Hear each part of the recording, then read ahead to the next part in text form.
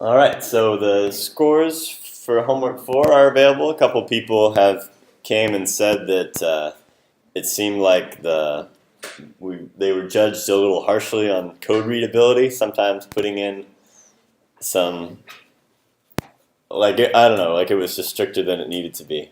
I'll look into that after this, see what we can do.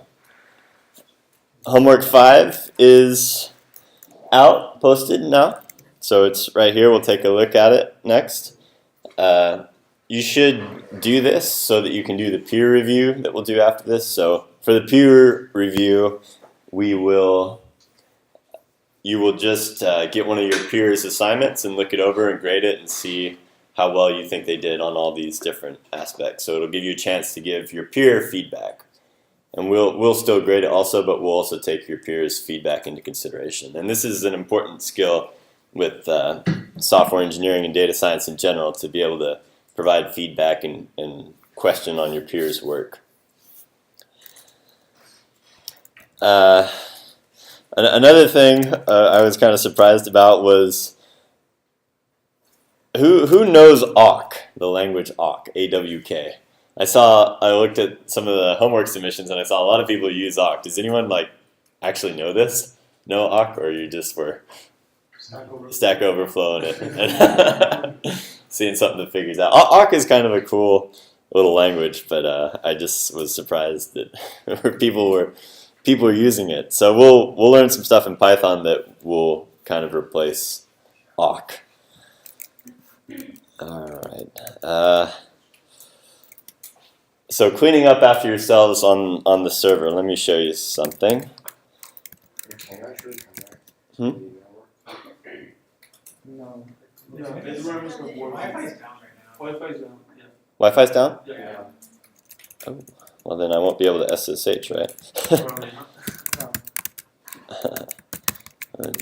I don't see any Wi-Fi here.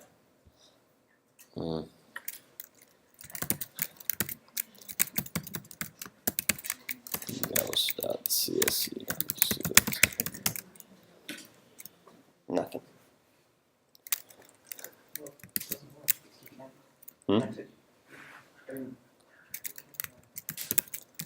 Yeah, I got nothing. Nothing. So, yeah. Anyway, I'll explain what happened on Gauss. So on Gauss, if you look at the Scratch directory, anyone can write into the Scratch directory on the worker nodes. That's where I put the transaction.zip files, but there's a whole bunch of other files there from your last assignment. So what must have happened is you navigated, or some people navigated into there and kind of did the assignment and wrote the answers into the Scratch directory on the worker node where everyone can see them. So this is not what you're supposed to do. What you're supposed to do is work from your home directory. So within your home directory, so I am here in my lecture notes, I can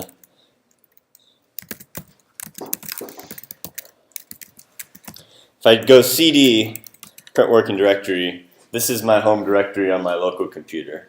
The same on Gauss. You can put whatever you want in your home directory on Gauss. So the workflow I encourage you to follow was to clone a Git repository there and work inside that Git repository. Lots of people work directly inside their home directory. That is, they saved everything into their local home directory. About 10 people did this, and about 3 or 4 people were writing into the Scratch directory on the local nodes. So the first is not ideal. The second is not what you're supposed to do at all. So for the next assignment, when you use the cluster again, just clean up after yourselves once you're done. You can use the Scratch directory. You probably shouldn't. You probably should just use your home directory. But if you do create a file in the Scratch directory, just delete it after you're done. And that's what I mean by cleaning up after yourselves. And also that way other people don't see all the answers if they happen to look in there. Which I don't know if they should be sure that they're the answers, because there was a transaction.csv file which was not the unzipped transaction.zip file. So I don't know what happened with with some of these things. I could look in there and see, but that's that. Okay. Any questions?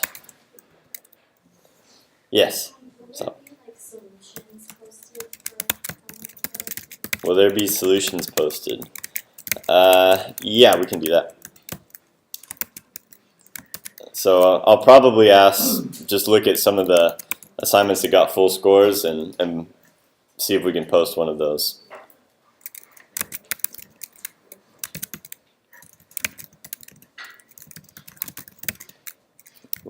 We'll get one.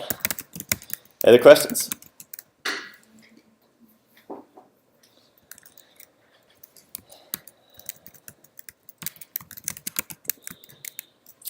Okay.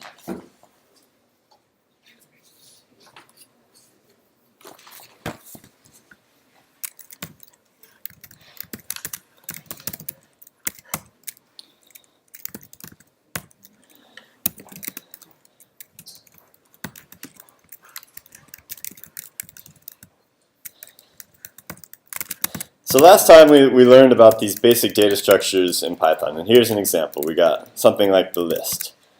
L, it's iterable, which means we can loop over it.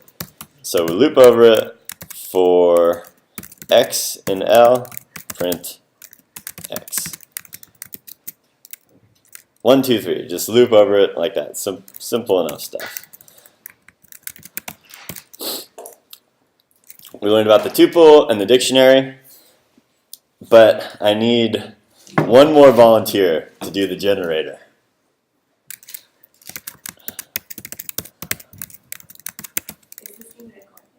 Is this being recorded? Yeah, it's only the sound though, and once you're not right here, then no one will see you or hear you. So let's make a generator. Who wants to be one?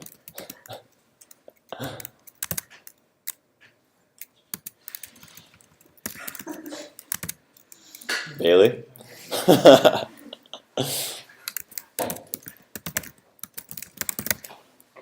Okay.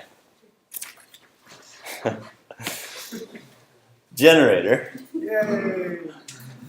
The coolest data structure in Python.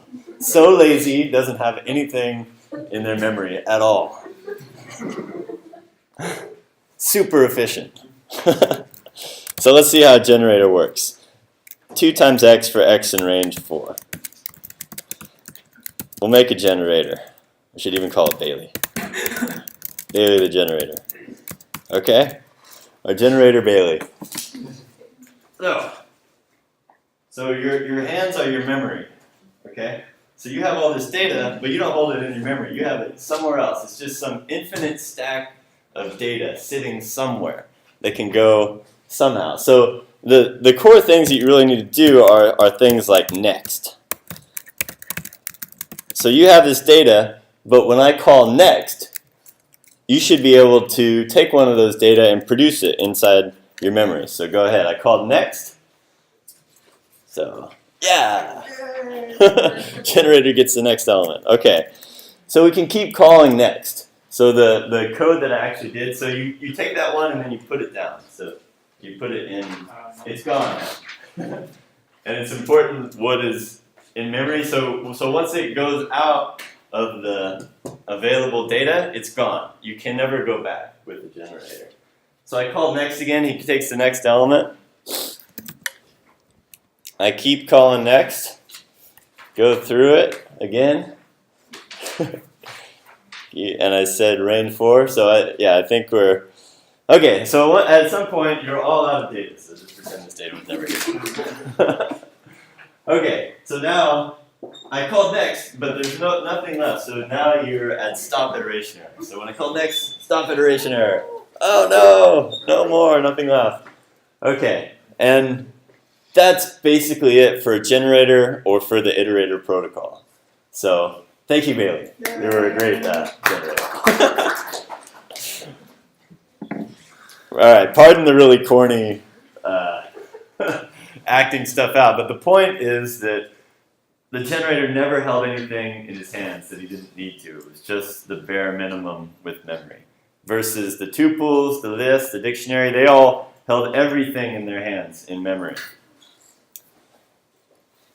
So the generator is a special type of object here, and it goes along with all the other objects here that are lazily computed on demand.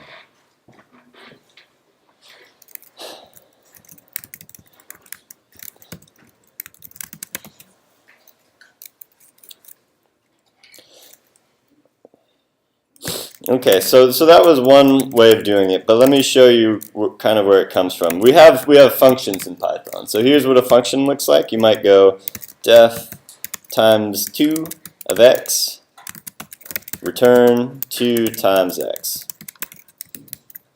This is the basic syntax for a function. Then we can call it times 2 of 100. Do something like that. We get a function back. For a generator, we go def. If I want to make something that doubles every time, doubler of x, go for element in x, yield 2 times element. Okay.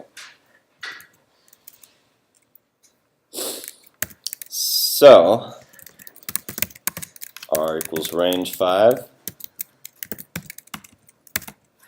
So R is a range object. So this right here is the definition for a generator. It differs, you can tell that it's a generator because it uses the yield statement instead of return.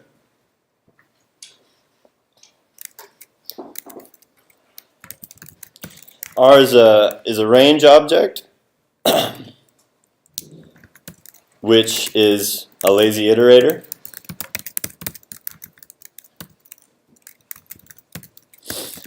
We can make a generator out of that by using our generator function here. So G equals doubler of R. Okay, so we make that. It's inside our interpreter. We look at it, and we see this thing that's not so obvious what it is. We just get this output string that doesn't really tell us anything about it. And we have this range. It told us something about it. It's a range starting at 0 and going to 5. But with a generator object, we don't really know what it is. To find out what it is, we have to evaluate it or loop over it somehow.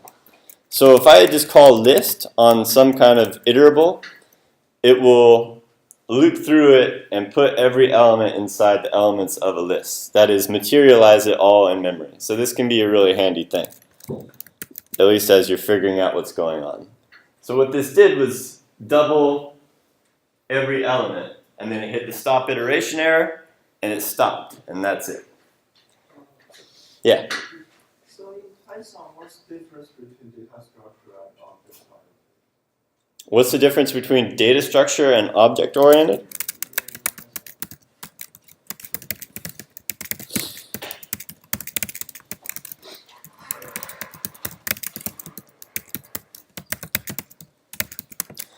So what I've been explaining to you here, all these iterables, these are all kind of data structures. The object-oriented, you could think of that as when you implement the iterator protocol on an object, that's an object-oriented technique that makes an object into an iterable data structure. Does that make sense? I just think that they are the same. They're the same. So data structure. So there's all kinds of different possible data structure, and every language will have their own data structures. Object-oriented is like a particular technique, like when I call methods on objects. For example, I get some string like hello dot, was it lower? So hello.lower here, this is a usage of object-oriented programming. I call the lower method on a string object, that sort of thing. Okay.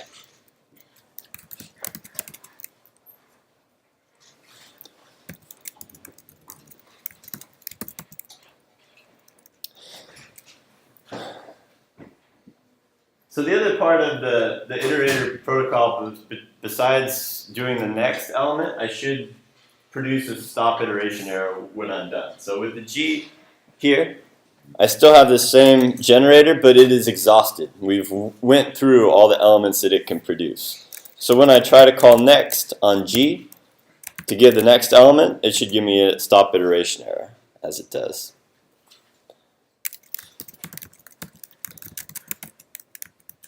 Okay.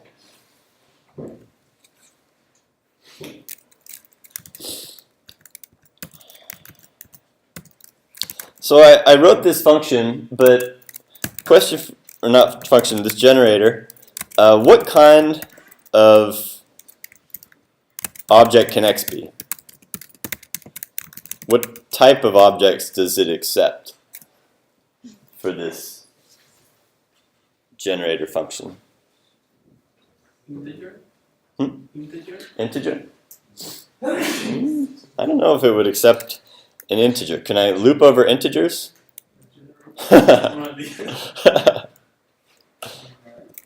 Numeric?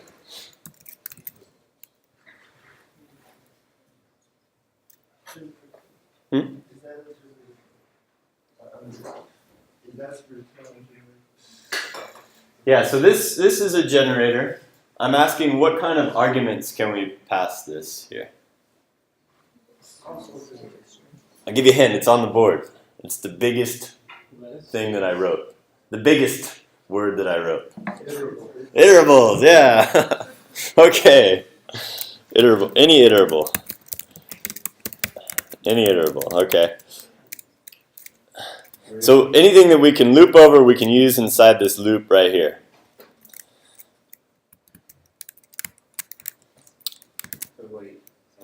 But that iterable has to be defined, needs to have the times operation defined. Yeah. So it has to be able to do. It has to be able to do this 2 times element. So the elements of the iterable have to support a times operation. Yeah, that is true. Absolutely. Any iterable, and then provided 2 times element makes sense.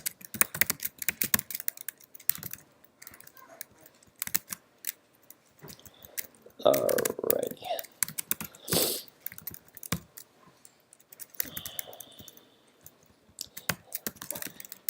So the other way to do this is with comprehension syntax.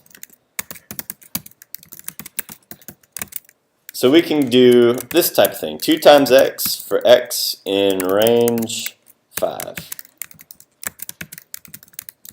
Just like that. We see another generator objects.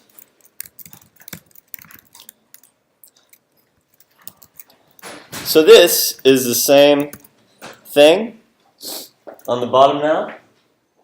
Comprehension syntax and the actual more verbose generator syntax. So both do exactly the same thing. One is just a little more compact.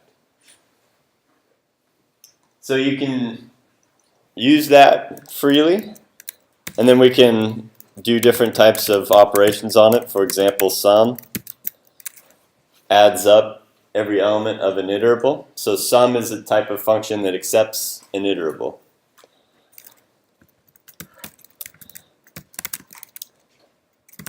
We also have got the same thing, this comprehension syntax for list. And instead of it being just round braces here, we go to square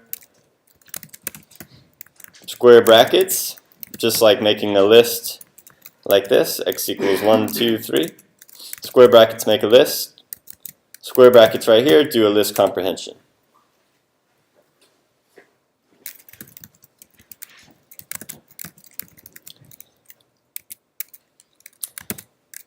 We can do sets like this, set comprehension. By sets are just the curly braces. So a set S is like S equals 1, 2, 3. Type of S is a set. We can make sets with comprehension syntax. Oops, that's L. S. S. Set of numbers. We can also make dictionaries in the same way. Dictionaries are key value pairs, so this won't work because it's only passing one element, that will make a set. But to do the key value pairs, we can do the colon, just like when we write for a dictionary. Just keep writing over that. T. So T. And we've got a dictionary. Any questions on the comprehension syntax? So either are fine for the generators. You can use the short comprehensions if it's simple, but if it's long and complex, you might choose to use the function syntax. So it's kind of important what's going on inside the function is that wherever it hits a yield statement, execution of that function pauses. It stops and maintains all the state that you have inside that function until you call next again, and then it picks up wherever that yield left off and goes until it hits another yield statement. So you can do all kinds of really fancy stuff here with coroutines and weirdness.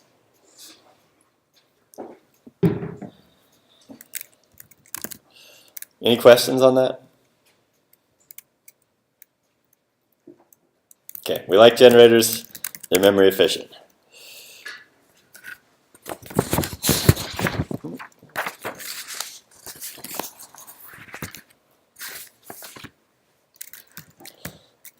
So,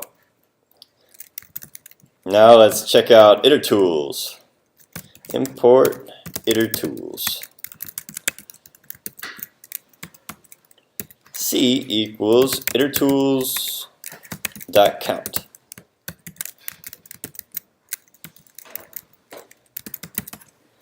Okay, I've got this object, it's a count. It appears.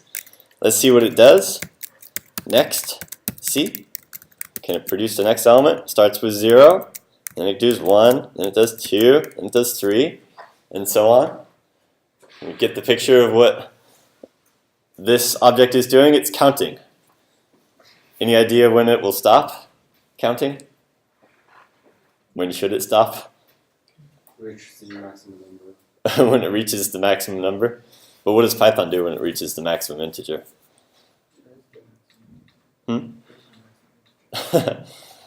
That's true, there is none. For an int32, if you're only using 32 bytes or 64 bytes, there is a maximum one that you can represent with 64 bytes. But it seems like last I checked, Python actually overflows into a big integer, which is super wonderful compared to R. I don't know, we could check that, but that's a side note. So there is no real maximum integer, but I don't know, maybe we're feeling crazy and we want to find it out. So we just try and do it. So now my prompt does not return. I run it, max C, try to find the maximum, and nothing is happening, right? I look at my CPU, I see one Python here, working at 100% CPU, working very hard to find the maximum integer that it will never find. I look at the memory it's consuming. It has these 35 megabytes, which is basically just stuff from IPython. Essentially a pretty minimal memory overhead as it tries to run this, compared to R, which would probably try to materialize everything in memory and then find the largest one. This is just looping through and checking, is this the max? Yes, it's the max. Okay, now I'll move on to the next one. That's the max? Yeah, okay. Move on, and so forth. So running, not using memory. This is why we like it. So now it'll never do it, so I need to kill it. Control-C doesn't work inside here. Control-C is the user interrupt for when you do silly things like this. When that doesn't work, you need to have other things like the kill command that I showed you. So you can use that to kill this errant process, or you can just close the window wherever it's running, that sort of thing. So I'll kill the pain in this. process like that. Okay, so it goes away. Any questions on what happened there? I was showing you how it can be memory efficient.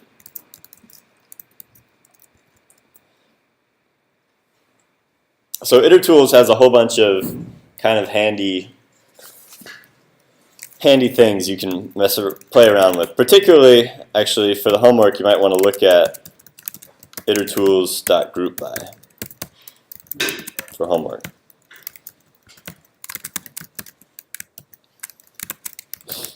Which now is probably a good time to look at the homework. So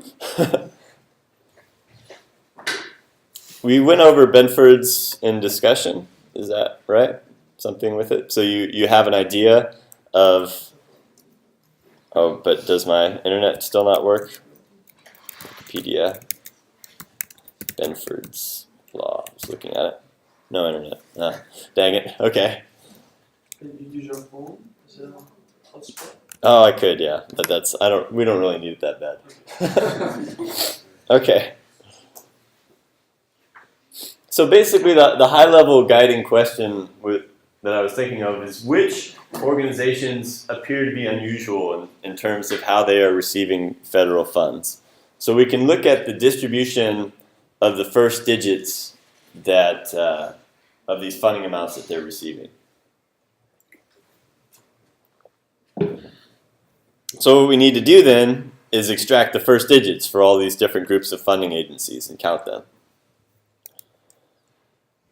So I've got all these questions and things that you do to figure it all out. And by the way, so there is extra credit for this homework. So if you got a score that you didn't like on one of the previous homeworks and you want to excel, or you want to just really use the cluster in the way that it's supposed to be used. So with these bash things, we're looping through this massive data, running through it. But here's a way to actually use simulations and justify the use of a big cluster, so you can actually get a lot of compute time for this. And I did it, and it worked fine. And that's the bootstrap. So I'll probably talk about the bootstrap next week, what the concept is. But I just want to whet your appetite that you can get on this, and you don't have to use our stat class partition for this. You can take a node or two on the main cluster and run this and try and get your bootstrap samples based on the data that you compute in the previous thing, or based upon the counts.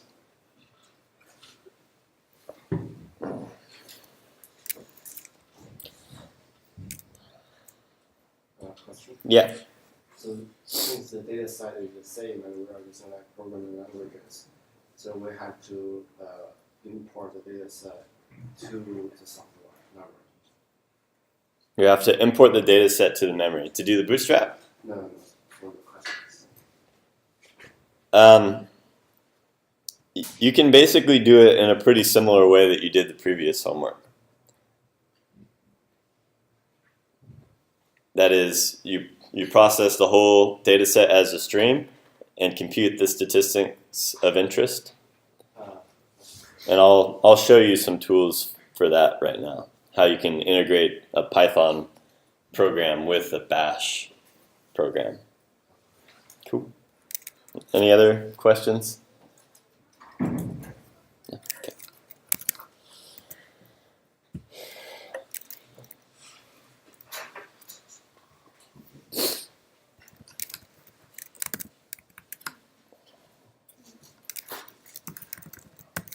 Okay, so let's talk about files in Python. By the way, I'm teaching you stuff that's in the standard library. This is not pandas or NumPy, because I suppose that stuff is pretty similar to R and you can probably figure it out and use it. So let's play with some data. Where was it? Users, Clark, projects. Stat 141, let's see.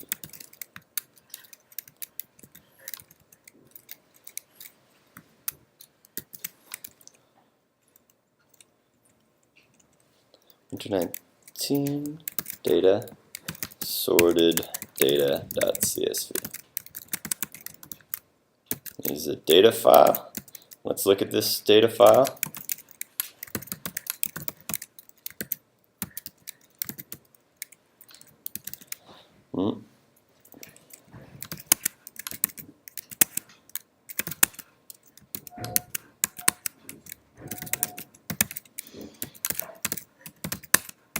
Okay, here's a data file, sorted data.csv. You should be able to get something like this based on what you did in the previous homework. So, for example, you want the funding amount and the agency ID. And do you recall the commands that you used to get this? It was something like cut to select the columns of interest, and then pipe that into sort and unique, these sorts of commands, and you can get something that looks like this, essentially. So once you have this, let's see how to process it a little bit inside Python. So there's the actual data that we have.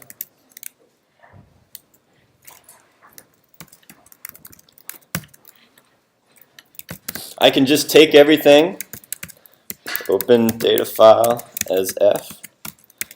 Everything equals f dot read lines. Everything. Okay. Type of everything is a list. So this is me opening up a file in Python and reading everything that's inside of it, hence the name. Look at the leading element. I won't say the first, I'll say the leading. And we see the actual contents of that file. That's a comma 1 followed by a new line. Sanity check that it makes up a comma 1 and then a new line. Same as our data inside here. By the way, what is this statement called? This with? People who know Python? Nope.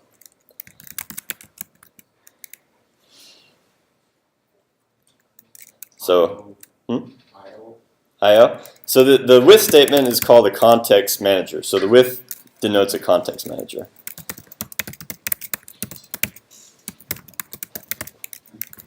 So what a context manager does in Python is it says, no matter what happens when you get done, I want you to close the file.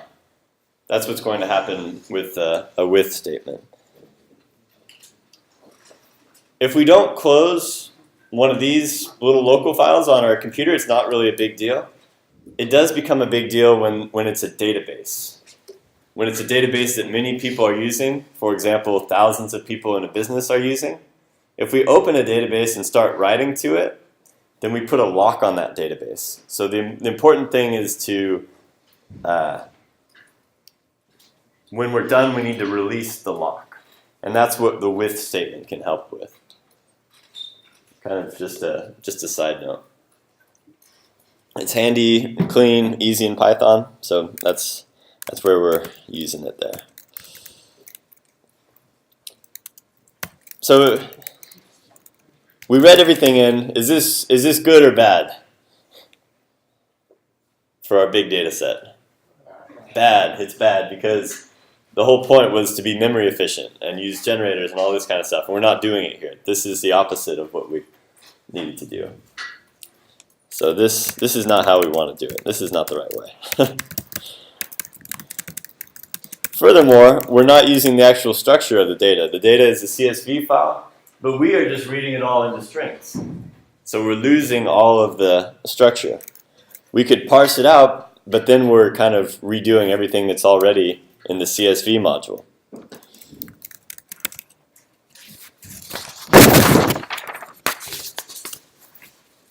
So let's use the CSV module, import CSV. So this is another thing that's in the standard library.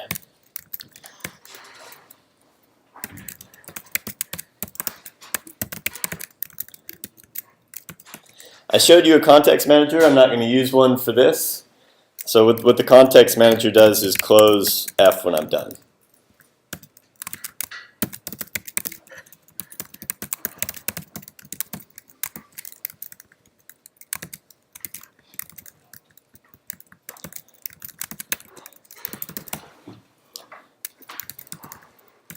So F is a pointer to my open file. I can read the lines out of the CSV file with a CSV reader. Okay. Get one row out of it. It's the next object inside here. Row. Look at them. So now instead of it being the one string a comma 1 followed by a new line, we actually have the separation. But what are the elements of this row? The types of the elements? Yep. How can we be sure? They look like strings, but they could be fooling us. Type row 0. Huh? Type row 0 and type row 1. Row 0? Type. Oh, type. Yeah. Oh. Check. Good. Yeah. Or we could do something like type X for X in row. Use a list comprehension if you wanted. Check all the types. Cool.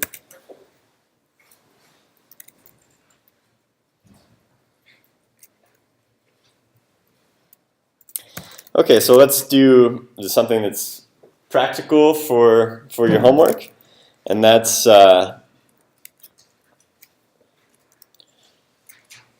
get the first digit of the second column of the, or how about the last column?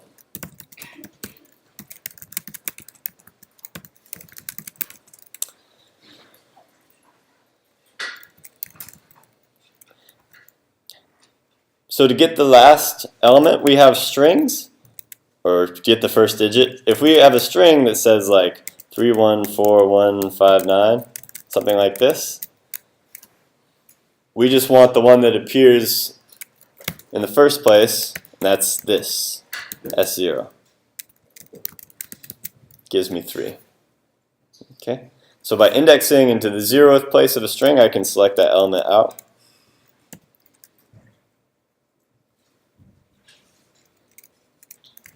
So let's loop over our data and do that. With open my data file as F, put it all inside the context manager now. I've played around with it. I kind of know how the things behave by touching them. Reader.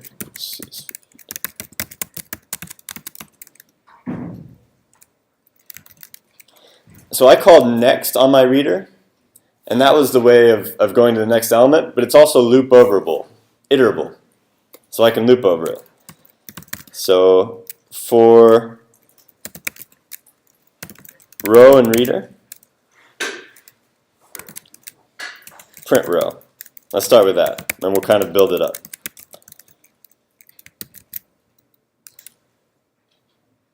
Ah.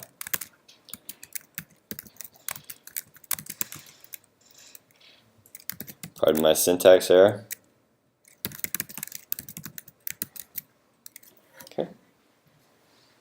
So building programs up iteratively, working on a small little sample of the data set. Any questions on what this code is doing? We have a context manager, we make a CSV reader, we loop over it, and we print the elements of the row.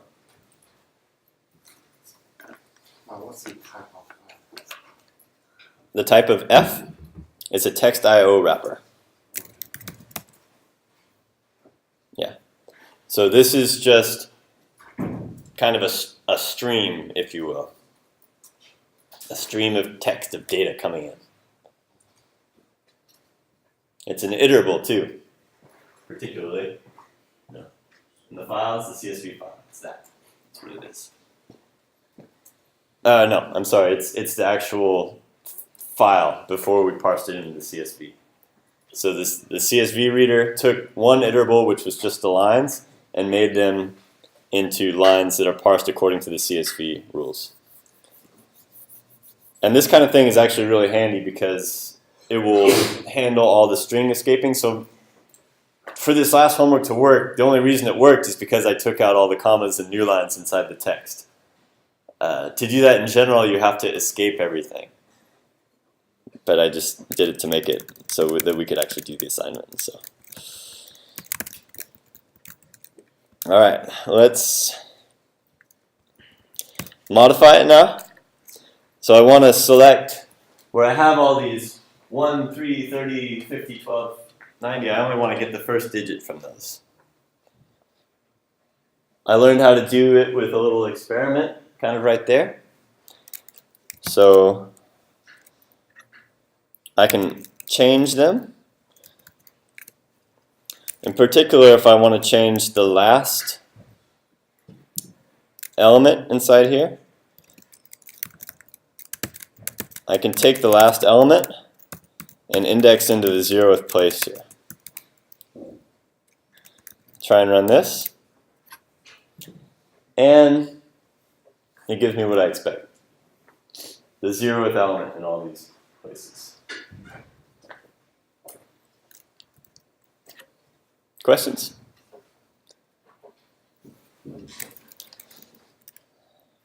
Mystified looks? I really can't tell if you guys are just like totally know this or you have no idea. Okay. Questions? You can ask me questions.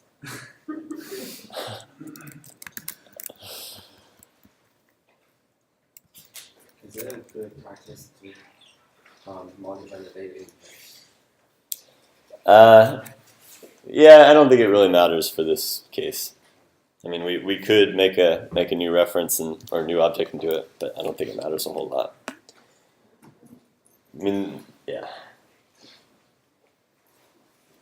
Okay, so instead of saving our results, we just printed them out. So let's add another line to it, iteratively build it up.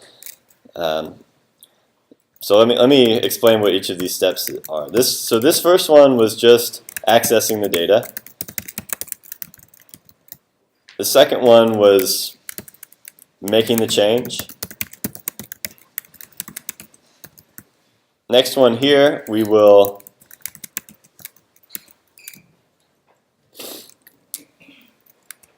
save the change that we made. Save the change we made. Okay, so we need another file to save it as. So with open, call it output.csv as out file, maybe. Writer equals csv dot, I think it's writer, I forget. Out file. Got a reader and a writer. So instead of printing, writer.write row of this new row.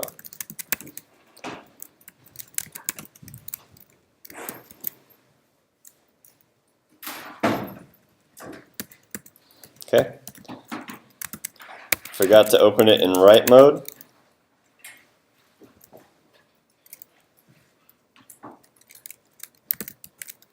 So we walked through the stack trace. It said a file not found error, which is kind of helpful. Which means what it meant to do, I didn't have that W inside there, so it looked for a file like this to read, and it couldn't find it, so it gave me a file not found error. But I really need to write and create a new file. So if I add this flag to open, so the signature for the open function, the second mode argument is mode, R for reading a file, W for writing a file. So I need to actually open it in write mode, not default to read. Try and run this. Okay, it runs. So now we should have a file in our local directory output.csv with the results that we expect. Output.csv. Does this look good? Yeah, makes sense?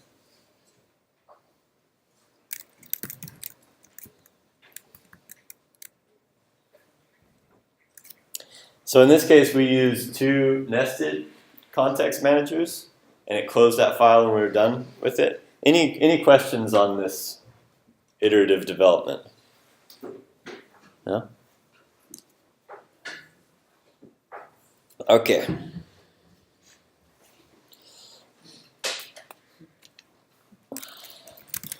So suppose that we want to take this and make it part of our shell pipeline. So we want to make this an actual standalone program. Let's work on that now.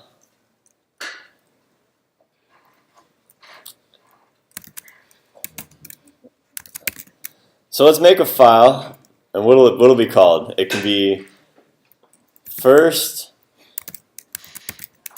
Well, so we're trying to get the first element in the last column, right? First element, last column. So I'm going to make my program called first element. Well, let's see. First character, right? First character in last column. Last call dot by. Okay, making a new program.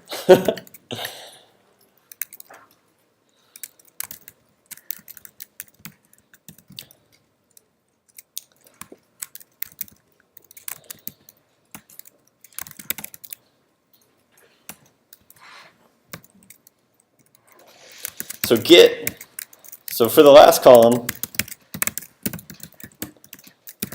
change, well, what is it? Select only the first, return, print, write only the first character. That's what we want it to do. That's what we want this program to do. So I'm writing a docstring first to kind of focus my mind to think about what it actually is I want to do. Otherwise, we just start programming and forget everything that's going on. Question? Okay, does it make sense? Okay. Add this meta process. So writing the docstring focuses our minds. My mind in particular. Okay, so that's that. But let's see, how do I want it to actually behave? I want to use it on the command line. So I want to be able to do something like echo, if I give it my A100,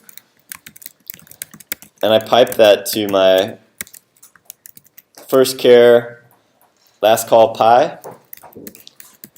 I want to be able to call Python 3 on this program. Example. So it should produce A, comma 1, right? If I get the first character in the last column, A, comma 1.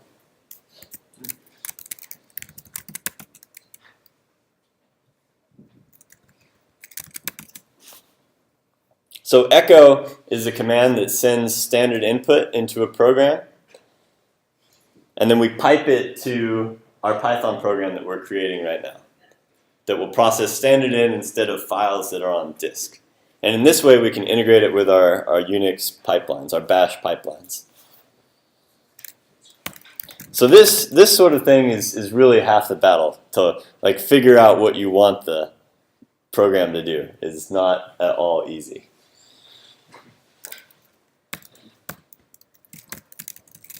So we can just use the code that we wrote before.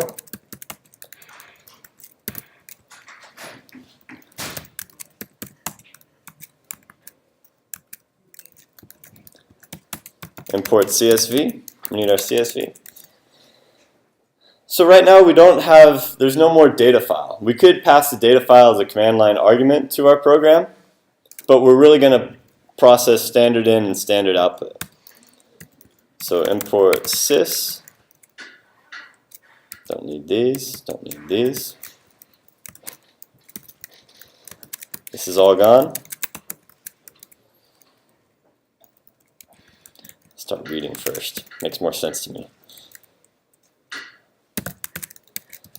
So I just want to read, instead of reading a file, I can read standard input. So sys.standardin, import sys.standardin. I can access standard input just like I can, and that was me looking at standard input, just like I can in a normal file. So I can just start reading standard input and do a CSV from a CSV file.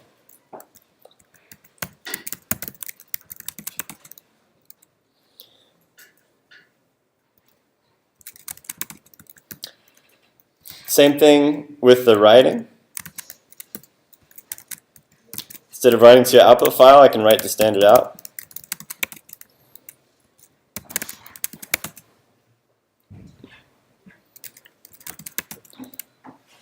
And that looks about like it should work.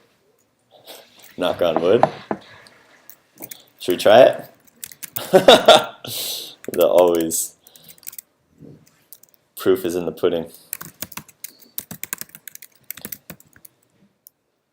So I wrote what I wanted it to do. Let's see if it actually does this.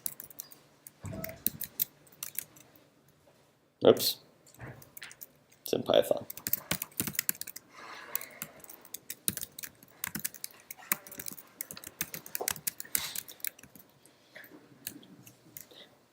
Actually, rather than doing the echo, we've already got this output.csv file here, or this thing inside the data.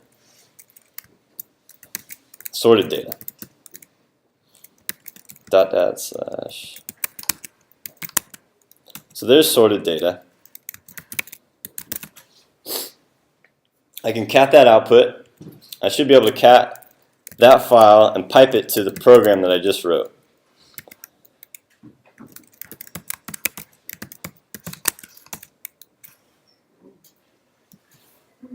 Yes! Okay. All right. So let me make this a little more where it needs to be.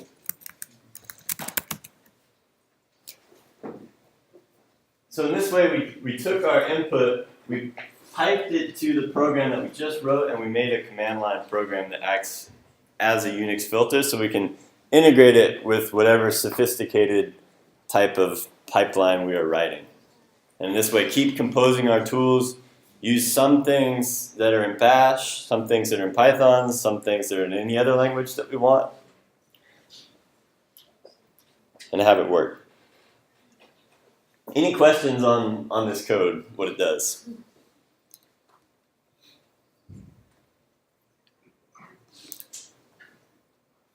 To reiterate the development process, I didn't start with standard in and standard out, because if I started with them, I would have had to keep running these programs. I don't know, maybe it would have worked a little bit. But I started by developing on a local small file that I understood.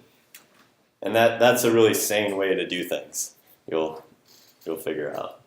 So should we write this in the submit.sh?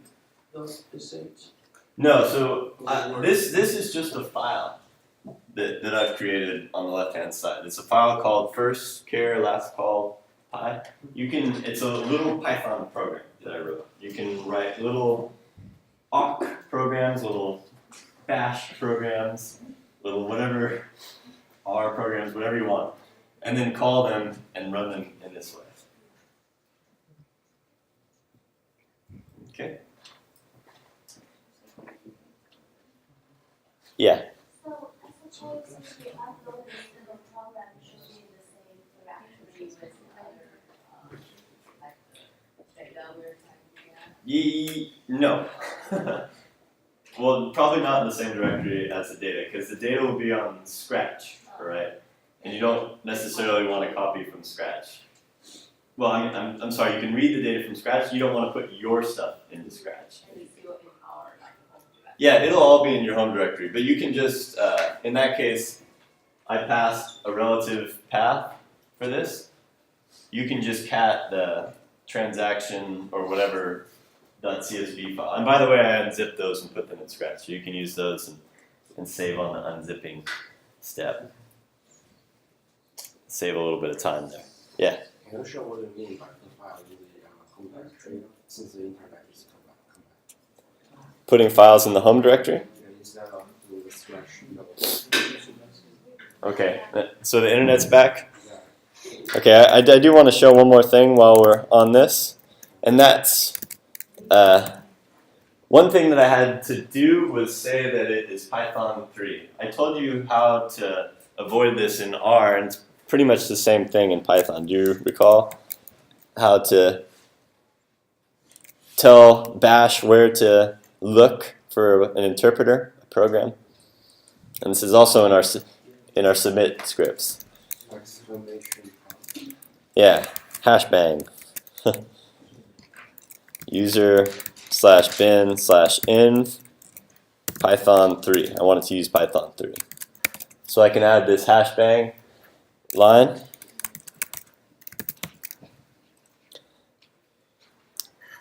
And then I can also make it executable.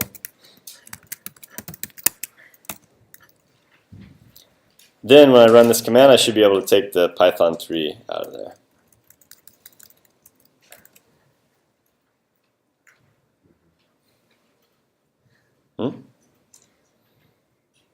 Oh, I'm sorry.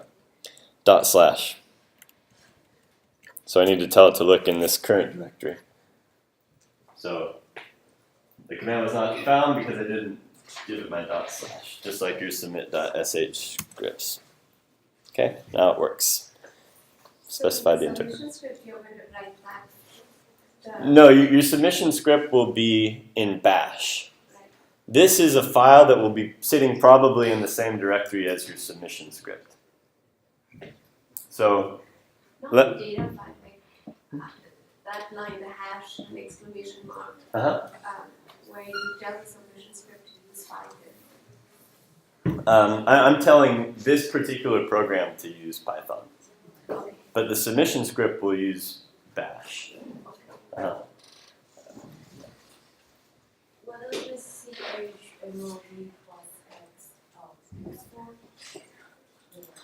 What is it? To- That one on the top. Yeah. So change mode plus X means make it executable. Make this file executable, something that I can just call and run. So when I do the // that file, it just runs. So when you add the user thing, you put is that a comment or that will come? The hashbang line, the line 1. Yeah. So that is the path to the interpreter that the system will use whenever you give it an executable script that's a text and not binary. It will look at that and then decide what to do. Yeah. Go over what those user bin The user bin in for R. Can you like explain what that is? Like, what is that part of the terminal? So this is a line inside my script. It has to be an absolute path to an interpreter. So the user/bin/env kind of is an absolute path to a program called env, which says where to find the interpreter, essentially. I could give it a hard-coded path to my Python interpreter, but that would be less portable across systems. So the Python 3 is you could do that with the different protocols. Yeah, so the command or the examples I showed you in R was to make that be R script. Yeah. All right, so I have office hours today at 2 in MSB. Maybe I'll see some of you there. So for the analysis file, that's going to be a Python with a lot of Wi-Fi. Like if you're writing the program, it's Yeah, but this thing I might have. This is Python. Yep. a If I want to regrade my last homework, who should I talk to? Because I thought I lost too many credits for classmates. Just for one question. No, I looked at your homework. You had a major problem. That's you did it all interactively on the head note, right? Somehow I did somehow when I submit, just like 1.2. But yeah, most of them I did on the head note. On my, Yeah. So that's a problem. That's not how I said it on the head note. Maybe you should come to office hours and I'll explain it a little more. So I have to submit all the works on the server, right? Yeah, you got to use SBatch or SFIT to use the server. I use some program on server. Say I again? remember I submit some of the program on the working node. I mean, not every one, but some of them I submit on it. Okay. Well, can you come to office hours today? We can look at your logs. Let's check it out. Hey. You know why I'm here. So here's poor readability. Now write down parameter names. And